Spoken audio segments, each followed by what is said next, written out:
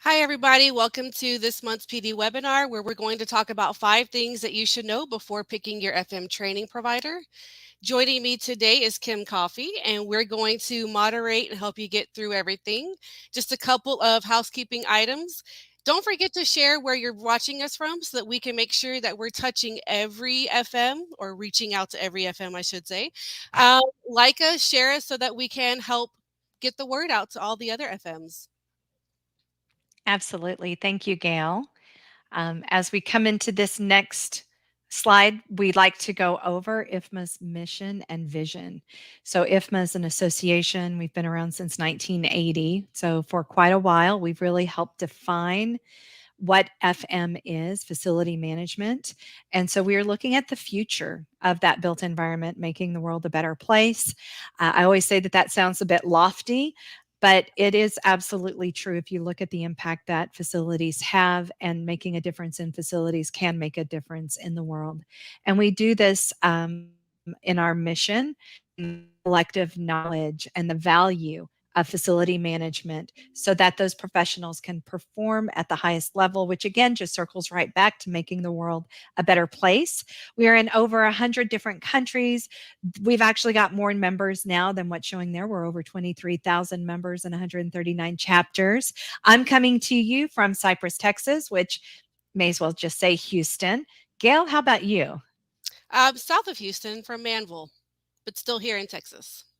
Yeah, yeah. So we'll just say Houston. Houston's Yep. about, 50-mile diameter, kind of covers us all. So welcome. We're so glad that you're joining us this afternoon. So, some of the top challenges that FMs are facing in 2023 are listed here on the screen: education and development, recruitment and retention, of course, budget and costs. Everything has a price tag, labor shortages, and returning to work in a hybrid um, workflow. So this is data that we collected in our annual survey from 2022, and we are seeing more and more of these trends. I think they've always kind of been around, but now that people are slowly returning to work, we're starting to see a little bit more pain points because Mhm. things have changed and they're continuing to change because maybe not everybody's going back into buildings, right? Exactly. And when we're talking about what you need to look for in your training, we're talking about training because even though education and development, it's at the top, but it's what, right around 35 to 40%. This is Hmm. going to fluctuate depending on what each of you are going through, but all of this comes back to and feeds into one another. Education and development, if you develop from within, that's going to help with your retention. So if you're looking to have talent, why not grow the people that are already there within your company, who already are familiar with your facilities? So, this is why we wanted to share with you the insight from the annual survey and just see, where are you in these challenges that are facing FMs for 2023. So, as we come into this, number one, remember it's going to be top five. We're counting down top five. So, number one is flexibility and accessibility. As you're looking at different training options, you're going to find a lot. Ask yourself, do they have 24/7 online access, or are they only offering the training during a specific time or for a certain period? What is the ease of accessing this material? Can you access it if you have internet access, or again, do you need somebody there on their end to facilitate it? Is it only in person? And how long do you have to access those materials? Sometimes this information isn't made apparent up front. So if it's not clearly defined, ask. Don't assume that you're going to get a certain amount of time, because there may be some limitations in there, and that's why it's not been put out there. So check the frequency and the schedule. And then, of course, you want to find out, how long do you have to complete the course? And then, as you're looking at the course, what languages are available? IFMA is a global organization, and I know Gail and I, we talk with people in so many different countries. So, will they have a language that's going to work for the majority of your team if you're looking for that global solution? And then number 2 is learning formats. And the best thing is to sit down and understand, how do you learn best? If self-paced is the best way for you, perfect.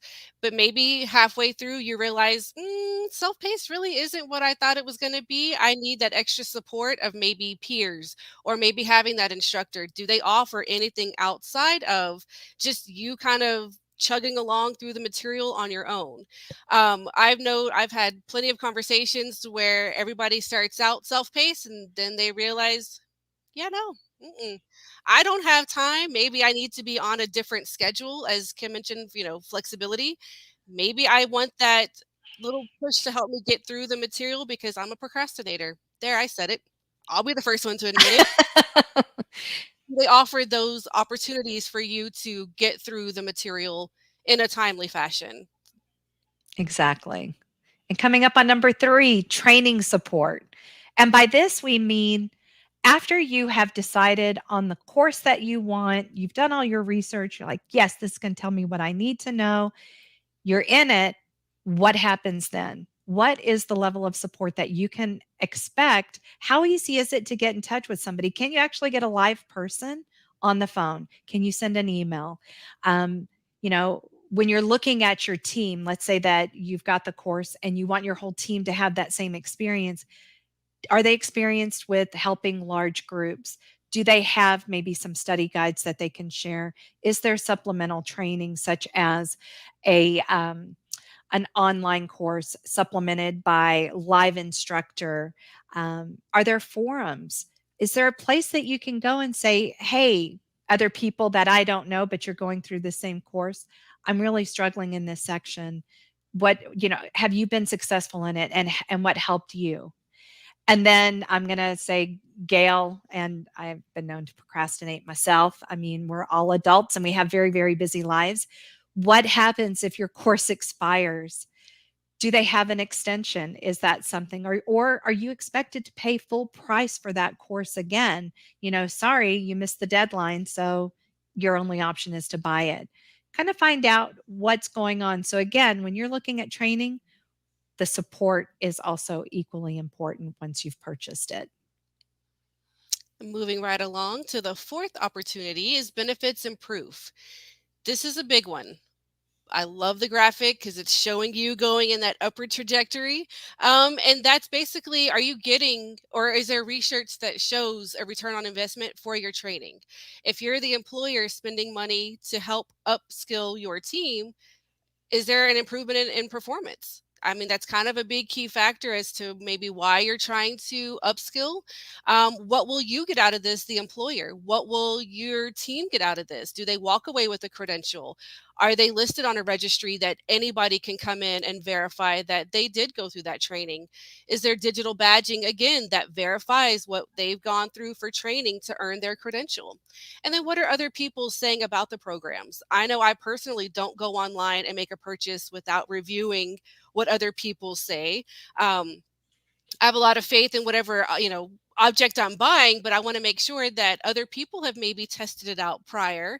And then, like Kim said earlier, making sure that it is verified, because if somebody else has already gone through it, if I have an expectation, that's here and I'm not correct on my expectation, maybe I'd like to know ahead of time what I should expect that's a little bit more in tune with what I'm actually getting. So feedback and surveys are pretty prime when it comes to understanding what training you are about to put into for your employees, or what you're going to put in for yourself, because this is a true investment, and you should go through all of these checklists to make sure that everything, all of your questions are answered. Exactly. And this really feeds into the fifth thing that you should be looking at when you're considering training, whether it's for yourself or for your team, is the longevity of that training, right? Does that training provider, are they credible? Is it quality information? And are they recognized? The course materials, are they recognized? So the first bit here is accreditation. look to see if the training materials and the training provider are accredited. That means that there's going to be a third party going in and making sure that they're following certain guidelines, that it's consistent. Everybody's receiving the same type of training and the same quality of training, regardless of where they're accessing that training from. That will also help make sure that what you earned today is going to be as valuable, if not more so, 5 years from now, 10 years from now. Also, who created that content? There's a lot of people out there who are looking, especially in the space of facility management, for other options. And they're seeing that, okay, facility managers, this is a really critical profession. And so I'm going to go out there and say that I have training for them because I've actually ordered training from somebody who is credible, made a copy, and now I'm going to present that as my own. Well, first of all, with those, you're going to find that they don't have much of a reputation in the industry. There's no way to verify what you've received, and if they're not the originators, then they're probably going to be errors or mistakes. They want to change the material just enough so that they can say that it's theirs. Be cautious. It truly is a buyer beware. And if they say they can help you prepare for a certain certification, maybe like, I don't know, the CFM, you want to make sure that they really are a credible resource for you or your team. And then coming into factoring in international standards into their courses. You know, Gail, I think the world gets smaller every day. There's so much that goes on in other countries that impact us. And if you look at the training you get, if it's on a global standard, then that's going to ensure that pretty much no matter where you go with your knowledge, you're going to have knowledge based decisions that are going to make a great impact on your facility and help things run efficiently. When you look at it on a global standard, it really helps to even everything out because there are some parts of the world that are a little bit more advanced than others. And this just brings it all together. And then the last one, and this can be difficult to find. So you might have to reach out to the training provider and say, how many people have completed your program? If it's a credential, how many people hold that credential? If it's just the programs, get an idea of what is the reach and what is the scope, and then what do they get from it. I really like this Venn diagram here because at the heart of it you can see training. You have standards, accreditation, quality, reputation. All of this should feed into their training program. And as you are making your decision about what training you want for either yourself or your teams, please take this into consideration. So I don't know if we have a slide where it kind of comes in and summarizes that. So I'm going to go back and just mention number one, flexibility and accessibility. Number two, thank you, Daniela, who's our behind the scenes wizard here. The second one, Gail. Is the learning formats, ensuring that you have an opportunity to be able to learn the best to your ability. Exactly. And number three, what kind of support do you get? You've made your decision, you've purchased it. So now what? How do you get through the material, and is there anybody there to support you? And then four, you want to ensure the benefits improve match what you're purchasing. Exactly. Is there a return on your investment? That's really important. Can people verify that you've learned this? Is there a way that it shows? Because, if they can't, then people will be able to put this on their resume, on their LinkedIn profile, and there's no way to prove whether or not it's true. So you want to make sure that people will know you actually did this training and you've earned that knowledge. And then coming in at number five, where we just were, credibility, quality, and recognition of your training provider. So, those are the top five things to really keep in mind as you're looking at training. And IFMA takes it very, very seriously. So, if you are looking at training, we really hope that you look at IFMA for being your training provider. So, Gail, why would somebody want to choose IFMA for their training? Because we actually listen to you, the people doing the work, and the experts who help ensure that all of the changes that come through this profession are up and up, right? They want to make sure that everything that we're seeing is, if it's long standing, like sustainability, we're on top of it. We're collecting data, and we're choosing to make it available to our FMs. And we do that by providing cutting edge technology and methodology to our training. We provide consistent learning materials with updates. So it's not the same FMP from 10 years ago. Absolutely not. Unacceptable. We do always make sure that, and it's not me and Kim, it's everybody coming in to make sure that the standards that are put in place that are global, that the standards are still global, they're viewed from that global aspect, and then they're applied in that global aspect. We here at IFMA offer flexible learning options for busy professionals. We totally get it. You're not going to have a whole lot of time in your day between work and family life. So having that training that can fit that need, we try to be there for you for that. We have a couple of options available. And then again, IFMA is ANSI ANAB accredited. So we do have that third party. It's not Kim and I, ready with our red pens to check off your training. ANSI does that for us to ensure that everything that we are presenting for training is covered in the materials along with the testing. Exactly right. So when we talk about flexible training, this graphic is meant to show you that whether you're at that beginner level for the essentials, or if you're ready to master or show your mastery, the CFM, that Certified Facility Manager certification. And then in between, IFMA knows that the FM profession continues to grow, it continues to evolve. And so we provide you with the information that you need, whether you need to fill a gap in your knowledge, or you're ready to get a professional credential, or ready to achieve certification. These are all of the different programs, and we have pathfinding to find your way through the training. Your needs are as unique as your facility. And so we want to be here to meet you where your training needs are. And as we come into the next slide,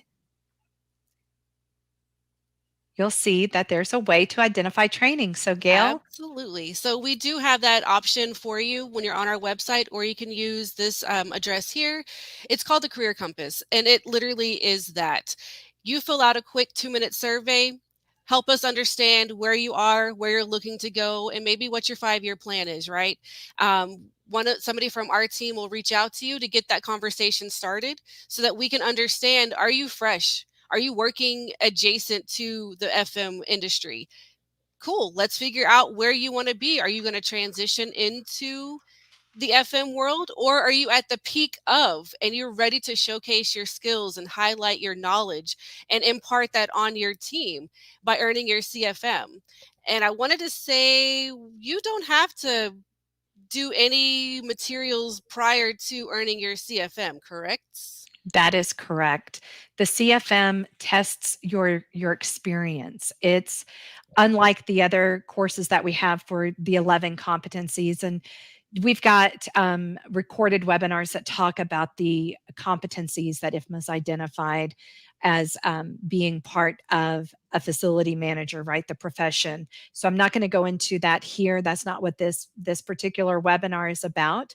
But we have training materials where you read the information, you answer questions and a final assessment to show that you've understood what what we've put in our training materials, and you've comprehended it and you're good to go. The CFM says you have been able to, through your work life experiences, and you meet certain eligibility requirements, which is why we have those. You do not need to specifically take any training for that. IFMA has optional preparation materials, so we can talk about that. There's also a CFM webinar. We'll probably have one coming up soon. But in the meantime, we are here to help you with that. As Gail said, you don't have to take training if you have already been a CFM and you meet a CFM, I'm so sorry, a facility manager, and you meet those eligibility requirements. If we go on to the next slide, we want to reward you for taking part and taking some time out of your day to join us today. This will help you save a little bit of money on some training as you look at IFMA. If you feel that we meet those 5 things that you really should be looking at when you're deciding on training, then we would like to reward you with saving some money off of the training, whether it's one of the core competency courses. There are 11, or an essentials of workshop, essentials of FM workshop, which is there for those who are just coming into the profession, which you may have some of those folks on your team. Or if you're ready to go after your FMP or your SFP, which is all about sustainability, or even bundle up those core competency courses. These discounts are valid through the 28th of February, so through the end of this month. You do not have to be an IFMA member to use these discounts, although that will give you some additional savings if you are a member. And for those of you joining us who are at a government agency, IFMA is GSA certified, or not certified, wrong term, but we are on the GSA schedule. And so that helps you with your procurement process, and we're here to help you. So if you have any questions, could we go ahead and show our email address, please? It is corporateconnections@ifma.org. Send us that email. We have a full team. In fact, we have a couple of people in the background that I won't throw on camera that are listening and that are answering questions for us in the platform that you may be joining us on, whether it's LinkedIn or YouTube or any one of those. Um, but we're here to help you as you are deciding on if is IFMA a training provider that you want to use, what course will be best for you, and then should you say yes, IFMA, I want to achieve my FMP, you secure the FMP, you get enrolled, we're here to support you after that. We have people that is what their role is here at IFMA. They are here to help you access your materials, help answer any questions you have, and to celebrate with you when you achieve success and you've completed your program. Well, Absolutely. anything that we should add that we may have missed? Just do the due diligence, right? Do that for yourself. Do the research, do your homework, and really choose something that makes the most sense for you and where you are currently and where you want to be and where you see yourself. Cheaper is not always the best. You want to make sure, like Kim said, that 5 years from now, what you invested in today makes sense. It's still around, it's still benefiting you, and it's still relevant. Those are the things that I would highly suggest making sure that those boxes are for sure checked. Because Mhm. like, again, you just want to make sure that if you're going to do the time, make it worth it. Exactly. We do have a couple of questions that have come in, so I'm going to focus on Carlos. Hi, Carlos. Are there any discounts? Well, there's the discount codes that we just shared, and that's going to be probably the best bet. Reach out to us because we can talk with you offline about maybe a couple of other things that you might want to consider. So we definitely want to understand better what is your current situation, what kind of training are you looking at, and then if there's anything that we can do to assist. But we do have those discount codes, so definitely make note of that. And then similar line state agencies. So we have found that by IFMA being on the GSA schedule, that helps to get through your procurement process for a state agency. We will be glad to honor the GSA pricing that we've set up for federal agencies, but we need to do that by working with you. If you just go to fm.training and put that in your cart, you won't have that pricing. So reach out to corporateconnections@ifma.org. Let's get connected. Let's have a conversation about what your needs are, and we will be able to help you, whether it's starting you with a pro forma invoice so that you can get that purchase order raised or what it is that you need to do. But we're here to help walk you through that process. And we hope that you choose us for your training. So anything Yeah, we can do to help, we're here to help. absolutely. Well, I think that's all the questions that we've got. Yeah. So thank you for joining us today. We really appreciate it. And again, corporate connections at ifma.org if you have any questions that we can help you with. Um, all right. Well, thank you, So everybody. last thing, if you haven't, please like, what you're looking at, help other facility folks find us and view this recording.